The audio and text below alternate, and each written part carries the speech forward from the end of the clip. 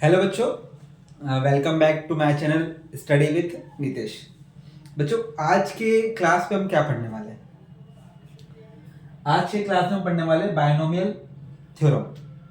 Binomial theorem क्या होता है, कैसे इसका हमें यूज करना है, इस सब को हम पढ़ेंगे।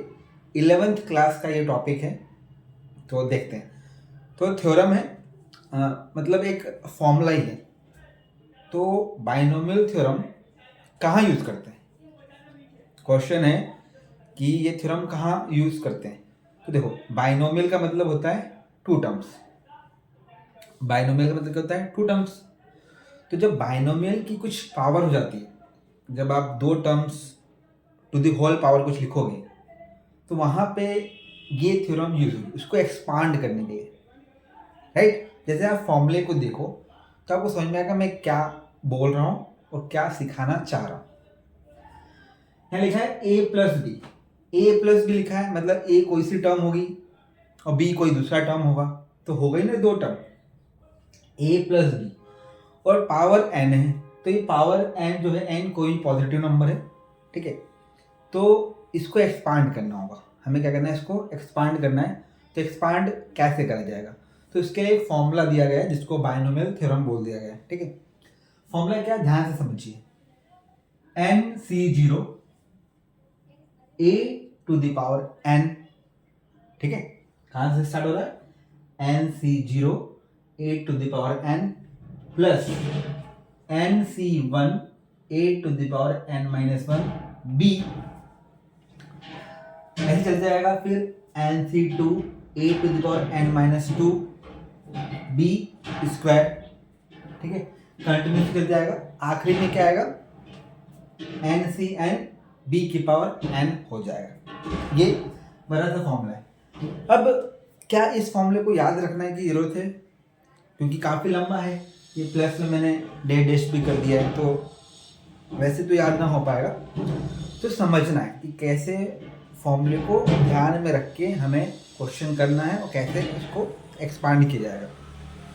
देखिए, यहाँ पे तीन चीज़ें, एक ए है, एक बी है और एक एन है। तब क्या देख रहे हो कि यहाँ पे स्टार्टिंग से देखो, स्टार्टिंग से देखोगे तो जो ए की पावर है, ए की पावर क्या हो रही है, डिक्रीज हो रही, कम हो रही। पहले एन थी, फिर एन माइनस वन हो गई, फिर एन माइनस टू होगी, एन माइनस थ्री, और आखिरी में जाके जीरो हो जाएगी, ठीक है। और किसी की पावर जीरो मतलब वन, मतलब आप देख सकते हो अगर उसकी पावर जीरो जाएगी तो वन मतलब कुछ बचेगा ही ना। आखिरी में ए वाली टर्म नहीं था, मतलब ए की पावर क्या होती है, डिक्रीज होगी। जितना भी एन होगा, सपोज एन फाइव है, एन कितना है, फाइव है, तो पावर फाइव होगी, फिर फोर होगी, फिर थ्री होगी, टू होगी एंड सो ऑन। आखिरी में कुछ नहीं रहेगा। देखिए, थोड़ा बहुत नॉइज पोल्यूशन हो रहा होगा, कुछ बाहरी आवाज़ आई तो इग्नोर करो, आप पढ़ाई पे कंसंट्रेट करना है, ठीक है। वैसे ही बी, बी की पावर क्या होगी? अगर बी की पावर की बात करूं, इंक्रीज हो जाएगी। बी की पावर क्या होगी, इंक्रीज। जैसे पहले स्टार्टिंग में बी मिलेगा नहीं आपको, मतलब जीरो था, फिर बी की पावर वन हो गई, फिर बी की पावर टू हो गई, ठीक है, फिर बी की पावर थ्री फोर फाइव, जितना भी एन होगा आखिरी में बी की पावर एन हो जाएगा, ठीक है। ये हो गया। Now third term, third term क्या है कि स्टार्टिंग कहाँ से हो रहा है, एन सी जीरो से हो रहा है। कहाँ से हो रहा है, एन सी जीरो से। सी स्टैंड फॉर कॉम्बिनेशन, आपने कॉम्बिनेशन पढ़ा है तो सी होता है कॉम्बिनेशन। तो स्टार्ट कहाँ से होगा, n c zero, n c one, n c two, n c three and आखिरी में जाके एन सी एन तक हो जाएगा। थोड़ा बहुत भी पढ़ा है आपने तो पता होगा आपको, एन सी जीरो जो होता है ये वन होता है, और एन सी एन भी होता है वन होता है। मतलब कुल मिला के एन सी जीरो निकालने की जरूरत नहीं है, एन सी जीरो वन ही होगा और एन सी एन भी वन होता है। तो जब इसको आप एक्सपांड करोगे, सॉल्व करोगे, तो इसकी जगह आप वन भी लिख सकते हो, पर यहाँ सम फॉर्मूला था इसलिए मैंने आपको लिख के बताया है, ठीक है। फॉर्मूला अब देखो, और क्या ध्यान रखने वाली बात है, ध्यान रखने वाली बात है कि जब आप एक्सपांड करते हैं तो सर कितनी टर्म्स आएगी, कितनी टर्म्स आएगी। तो देखो पावर कितनी है सर, n है, जितनी भी पावर होती है प्लस 1 टर्म्स आपको मिलेगी। जैसे मान लो 5 यहाँ पे n की वैल्यू 5, तो जब एक्सपांड करेंगे तो हमें 6 टर्म्स मिलेगी। कितनी मिलेगी, 6 टर्म्स, एक ज़्यादा मिलती है। क्लियर, 3 होगी तो 4, 9 होगी तो 10, एक ज़्यादा। ठीक है, और ध्यान देने वाली क्या बात है, किसी भी स्टेप में आप किसी भी टर्म को चेक करोगे तो जो उनका a और b का पावर का सम है वो कितना होगा, n ही होगा। देखो यहाँ पे तो a ही है तो n ही है। अब यहाँ पे a की पावर कितनी है, n-1, और b की पावर कितनी है, 1। जब ऐड करोगे n-1 और 1 को तो कितना आएगा, n ही आएगा। n-2 और 2 को ऐड करोगे तो n ही आएगा। मतलब हर केस में पावर्स का एडिशन उतना ही होगा जितनी पावर होगी। तो आप अपने टर्म्स को कंफर्म भी कर सकते हो कि सही फॉर्मूला लग रहा है कि नहीं, सही स्टेप्स हो रहे हैं कि नहीं। ठीक है, I hope this all clear to all. आपको सबको अच्छे से समझ में आ गया होगा कि बाइनोमियल थ्योरम क्या होता है ना। Now I will take questions. मैं क्वेश्चंस लूँगा, वो क्वेश्चन लेके मैं आपको समझाऊंगा कैसे इस फॉर्मूले को लेकर सवाल को करना है। फॉर्मूले को याद करना जरूरी नहीं है, पर जो जो मैंने चीज़ें बताई कि ए की पावर घटती है, बी की पावर बढ़ती है, एन से 0 से स्टार्ट होता है, दिस आर ऑल इम्पॉर्टेंट। ये आप याद रखिए तो क्वेश्चंस हो जाएंगे। ठीक है, अगर आपको समझ में आए इतनी सारी बातें तो थम्स अप करिए। मैं अब क्वेश्चन लेता हूँ, जब तक आप इतना सारा लिख लो। ठीक है बच्चों, क्वेश्चन लिया मैंने आपके लिए, 2x - 3 to the whole power 6। 2x - 3 की पावर में कितनी है, 6 है। अब जो मैंने फॉर्मूला लिखा है उसको अप्लाई कैसे करना है, कैसे क्वेश्चन को सोल्व करना है, आप ध्यान से बस देखो, आपको समझ में आएगा। तो मैंने आपको क्या लिखवा है, फॉर्मूला क्या लिखा है, n से 0 से स्टार्ट था। अब मुझे बताओ, यहाँ आपको समझ में आ गया है n कितना है, 6 है। n कितना है, 6 है। मतलब कहाँ से स्टार्ट होगा, 6C0 से। तो क्या होगा, 6C0, फिर क्या लिखा था हमने, a की पावर n, तो a की पावर n लिखना है, मतलब a की पावर 6 प्लस 6C1 हो जाएगा, a की पावर 5, और यहाँ पे किसकी एंट्री होगी, b की, b आ जाएगा क्योंकि b की पावर इंक्रीज होगी। वैसे ही क्या हो जाएगा, 6C2, a4, b2, 6C3, a3, b3, 6C4, a4, b2, 6C5, a5 और b की पावर 1, और लास्ट में 6C6, b की पावर 5। ये जो मैंने स्टेप लिखी है, दिस इज वेरी इंपॉर्टेंट। अगर ये आपको समझ में आ गया है तो डोंट नीड टू वरी, कुछ चिंता करने की जरूरत नहीं। क्वेश्चंस ऑलमोस्ट हो गया। आपने सुना है ना, well begun is half done. अच्छी शुरुआत होती है तो अंजाम भी अच्छा होता है। तो ये बात है, अगर ये स्टेप क्लियर है तो आपका सम गलत होगा ही नहीं होगा, और गलत हो ही नहीं सकता। दिख रहा है मैंने कैसे किया है, स्टार्टिंग 6C0 से क्यों किया, n 6 है, और a और b को मैंने अभी वैल्यू सब्स्टिट्यूट नहीं करी। मुझे पता है यहाँ से मैं a और b निकालूंगा, अभी सब्स्टिट्यूट नहीं की, इसलिए a की पावर 6 हाईएस्ट n था, फिर कम हुआ 5, 4, 3, 2, 1, और आखिरी में खत्म। b स्टार्ट हुआ, b 1, 2, 3, 4, 2, सॉरी b क्या हुआ हमारा, इंक्रीज हुआ, तो b की पावर 1, b की पावर 2, b की पावर 3, b की पावर, यहाँ 4 लिखना था, b की पावर 4, और यहाँ पे कितना लिखना था, a की पावर 2, फिर यहाँ a हो जाएगा, और यहाँ b की पावर 5। ठीक है, जल्दबाजी में थोड़ा सा लिखने में मिस्टेक हो गया तो आप ध्यान देना। ठीक है, a की पावर मैंने क्या बताया, डिक्रीज हो रही है, 6, 5, 4, 3, 2, 1, खत्म। b की पावर इंक्रीज हो रही है, चेक करो, 1, 2, 3, 4, 5 और ये 6, ये क्या होगा, 6। ठीक है, ये कंप्लीट ये स्टेप आपको समझ में आना चाहिए, ठीक है।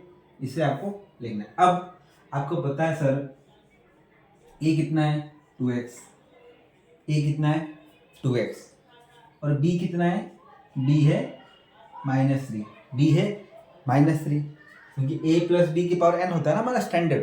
तो a की जगह कितना है 2x है, b की जगह कितना है -3 और n तो मैंने पहले ही रख दिया है, तो मुझे और कुछ करने की जरूरत नहीं है, ठीक है। अब इसका मतलब क्या है, जहाँ जहाँ a है 2x लिख दूंगा और जहाँ जहाँ b है -3 लिख दूंगा और उसके बाद 60, 61, 62 इन सब की वैल्यू भी मैं कैलकुलेट कर लूँगा। तो आपको बता दूँ, मैंने आपको बता दिया है कि 60 और 66 ये तो 1 ही हो जाएगा। मैंने आपको पहले बोला है कि NC0 और NCN हो जाएगा 1। फिर 61 जो आएगा वही 65 आएगा, जो 61 आएगा वही 65 आएगा और जो 62 आएगा वही 64 आएगा, ठीक है।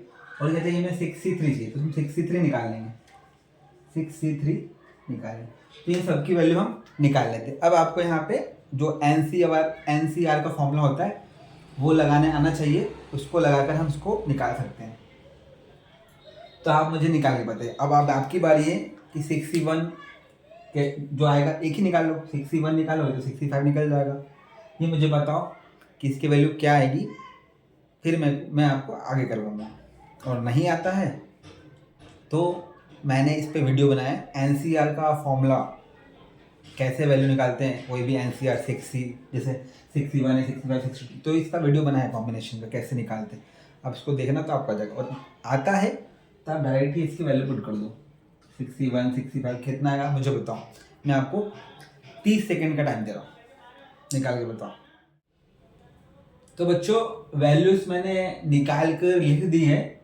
61 65 60 होगा, 62 64 15 होगा, 63 20 होगा। आपको निकालना आना चाहिए, नहीं आएगा तो आप वीडियो देख लीजिए, शॉर्ट वीडियो है, आपको समझ में आ जाएगा, ठीक है। अब क्या करेंगे सर, ए और बी की वैल्यू सब्स्टिट्यूट कर देंगे और इन सब की वैल्यू भी हम ऊपर सब्स्टिट्यूट कर देंगे। तो कर देते हैं, इसको रफ कर दो मैं।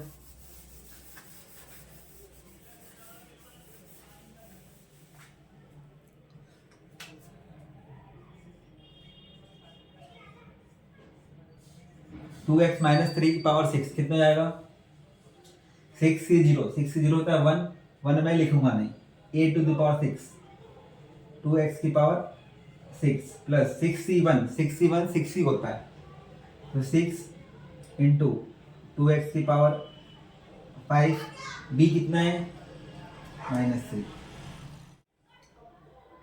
तो 60 कितना बताना है 62 कितना होगा 15, कितना होगा 15, a की पावर 4 मतलब 2x की पावर 4, b कितना है स्क्वायर मतलब -3 का स्क्वायर।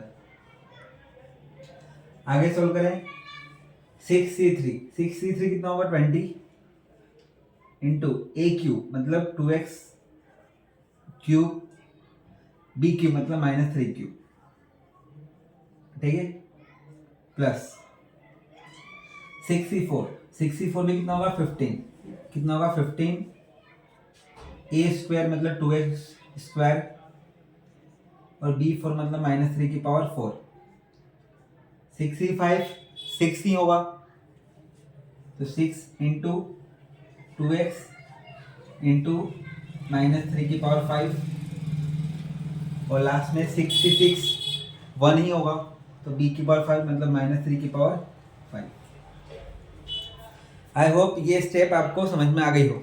ये स्टेप मैंने कैसे लिखी, जहां भी a था a मैंने वहां 2x लिखा है, क्या लिखा है 2x, और जहां जहां b था मैंने क्या लिखा है -3, ठीक है। और इनकी वैल्यू लिखी मैंने, 60 कितना होता है 1, 61 कितना होता है 6, 62 कितना होता है 15, 63 कितना होता है 20, 64 भी कितना है 15, 65 कितना है 6 और 66 कितना है 1। इन सबको मैंने कैलकुलेट किया है, ऐसा हवा में नहीं लिख दिया है, मैंने निकाला है और फिर लिखा है। कैसे निकाला मैंने बता चुका हूँ मेरे वीडियो में, और वैसे तो आपको पहले से आता है। बाइनोमियल थ्योरम तभी पढ़ेंगे जब हमको पता होगा एनसीआर कैसे निकालते हैं, ठीक है। ओके, अब नाउ अब क्या बचा सर, तो ओनली कैलकुलेशन बची। क्या बची? कैलकुलेशन। 2x की पावर 6 सॉल्व कर दो, 2 इसको सॉल्व करो तो सबको मल्टीप्लाई कर दो, ठीक है। तो ये आई डोंट थिंक कि इसके बाद की स्टेप आपको समझाना होगी, क्योंकि दीज आर ऑल कैलकुलेशंस। 15 है, 2x की पावर 4 कितना होता है वो निकालिए, -3 स्क्वायर कितना होता है वो निकालिए, सबका इंटू कर दो। तो जब इसको सबको सिंप्लीफाई करोगे, सॉल्व करोगे, तो आंसर क्या आएगा वो मैं आपको बताता हूँ, वो मैं लिख देता हूँ। आप लोग चेक करो कि क्या आपका ये आंसर आ रहा है कि नहीं आ रहा है। ओके, तो बच्चों हमारा जो फाइनली आंसर आएगा after all the calculation, all the multiplications, जो आंसर आएगा ये आएगा 64x to the power 6 minus 576x to the power 5, और वैसे ही पूरा सॉल्व करने पर आखिरी में +729। तो 2x minus 3 to the power 6 का ये एक्सपांशन हो गया। इसको एक्सपांड करने पे बाय बाइनोमियल थ्योरम ये हमारा आंसर आ गया। तो मुझे लगता है अब आपको ये समझ में आ गया होगा, ठीक है। आपको ये बात अच्छे से समझ में आ गई होगी कैसे बाइनोमियल थ्योरम का यूज़ करके हम बाइनोमियल टर्म्स को एक्सपांड कर सकते हैं। जब उनकी पावर्स कुछ भी हो तो हम उसको एक्सपांड कर सकते हैं। अब ये तो हो गया, ठीक है। अब इसके आगे और है, इसके आगे और है, वो क्या है? अब देखो क्वेश्चन कैसा आ सकता है, इसके आगे क्वेश्चन आ सकता है कि आपको जैसे यही दिया है 2x minus 3 to the power 6 है, आपसे पूछ लेते हैं कि फोर्थ टर्म बता दो। इस जो एक्सपांशन किया है आपने वो फोर्थ टर्म क्या होगी? स्टार्टिंग से नंबर जैसे फर्स्ट, सेकेंड, थर्ड, और फोर्थ टर्म क्या है? -4 3 2 0 x3, ये फोर्थ टर्म है, ये निकालो आपसे बोला। तो क्या आप पूरा एक्सपांशन करोगे? बिल्कुल सही, आप एक्सपांड करो तो बता दो ये फोर्थ टर्म है, बट ये काफ़ी लेंथ हो जाता है, ये ऐसा करने पे लेंथ हो जाएगा। अगर आपको एक्सपांशन पूछा तो एक्सपांशन कर देना है, पर आपसे कोई पर्टिकुलर टर्म पूछी कि पाँचवीं, छठी या कोई भी टर्म बता दो, तो उसको बताने के लिए डायरेक्टली हमारे पास एक फॉर्मूला है। हम पूरा एक्सपांशन नहीं करेंगे, पूरा एक्सपांशन नहीं करेंगे, हमारे पास फॉर्मूला है। तो वो फॉर्मूला क्या होता है उसको देखते हैं और क्वेश्चंस पे करते हैं, ठीक है। तो इतना लिख लो, नहीं लिखा है तो फिर मैं वो फॉर्मूला बताता हूँ और क्वेश्चंस कैसे आते हैं वो देखते हैं। तो जो मैं बात आपको बोल रहा था कि कोई टर्म आपसे पूछ ले, पर्टिकुलर टर्म कैसे निकालते हैं, तो उसके लिए फॉर्मूला क्या है? TR+1 equal to NCR A to the power n minus R B to the power R, ठीक है। अब आप बोलोगे सर ये हम A को जानते हैं, B को जानते हैं, N को भी जानते हैं, अब ये सर R क्या है? तो बच्चों R, हम R की वैल्यू भी हम ही रखेंगे, ठीक है। वो डिपेंड करेगा आप कौन सी टर्म निकाल रहे हो, उस पर डिपेंड करेगा R की वैल्यू। तो देखो मैं एक क्वेश्चन लेता हूँ और फिर आपको सब कुछ क्लियर हो जाएगा। तो क्वेश्चन है x माइनस 2y की पावर 12, इसका आपको फोर्थ टर्म निकालना है। क्या निकालना है? फोर्थ टर्म निकालना है। क्लियर है?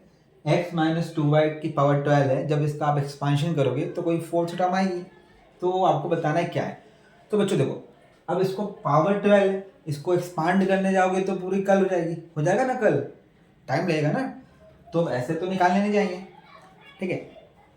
तो कैसे करेंगे? तो ये फॉर्मूला, यहाँ पे फॉर्मूला आएगा, तो इसमें से पहले पता करना होगा कि कौन क्या है। तो मुझे बताओ n कितना है?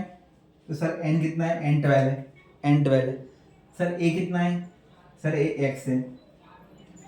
सर b कितना है? b minus 2r। Sir r कितना है?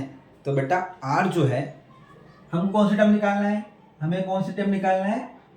फोर्थ टर्म निकालना है। कौन सा निकालना है? फोर्थ। अब आप मुझे बताओ ये यहाँ पे 4 होने के लिए r कितना होगा? 3। r 3 होगा, 3 + 1 तभी तो 4 बनेगा। तो r कितना मिल गया? 3। r कितना मिल गया? 3। ये सभी वैल्यू मिल गई आपको। अब यहाँ रख दो NCR, तो 12 C 3 ए कितना है, तो ए है एक्स की power n minus r, 12 minus 3 9, और b की पावर r, तो b कितना है माइनस 2y, इसकी पावर r करोगे तो r कितना है 3। इसको सॉल्व कर लो, सॉल्व करना आसान है। 12 से 3 निकालते हैं तो फॉर्मूला एनसीआर का फॉर्मूला लगाएंगे तो कितना जाएगा, ये फैक्टोरियल 12 अपॉन में फैक्टोरियल 3 फैक्टोरियल 9, एक्स की पावर 9 कुछ नहीं करेंगे, 2 की पावर माइनस 2 की पावर 3 माइनस 8 वाई क्यूब। इसको सॉल्व करो तो कितना जाएगा, ये 12 11 10 अपॉन में 6 इंटू में इसको आगे लिख देते हैं माइनस 8, अलग कर देते हैं एक्स की पावर 9 और वाई की पावर 3। इसको सॉल्व कर दो, 6 2 12, ठीक है। ये जाएगा कितना जाएगा, 11 2 22 220 इंटू माइनस 8 एक्स की पावर 9 वाई क्यूब, 8 का भी मल्टीप्लाई कर दो तो हमारा आंसर कितना जाएगा -1760, कितना जाएगा -1760 x to the power 9 y cube, ठीक है। तो ये हमने इसको कैसे फोर्थ टर्म निकालते हैं ये जान लिया। बाइनोमियल थ्योरम में मैंने आपको ये दो टॉपिक पढ़ा दी कि एक्सपांड कैसे करते हैं, जो दो टर्म्स होगी जो भी पावर होगी, और कोई भी टर्म निकालना हो आपको डायरेक्टली वो टर्म आप निकाल सकते हो। तो ये दोनों चीज़ें आपको समझ में आना चाहिए। आप नंबर ऑफ क्वेश्चंस बुक से लीजिए, क्वेश्चनों की प्रैक्टिस करें, ठीक है। जितने ज़्यादा क्वेश्चन उतनी अच्छी प्रैक्टिस और उतने ही डाउट आने की संभावना है। जब डाउट आएंगे तो ही आप मुझे पूछेंगे, उसके लिए क्वेश्चन सॉल्व करने पड़ेंगे, ठीक है। तो फिर मिलते हैं हम लोग अपने अगले वीडियो में। जब तक कि अगर वीडियो पसंद आया तो क्या करना है, बोलने की ज़रूरत नहीं है। Thank you for watching, thank you for joining me.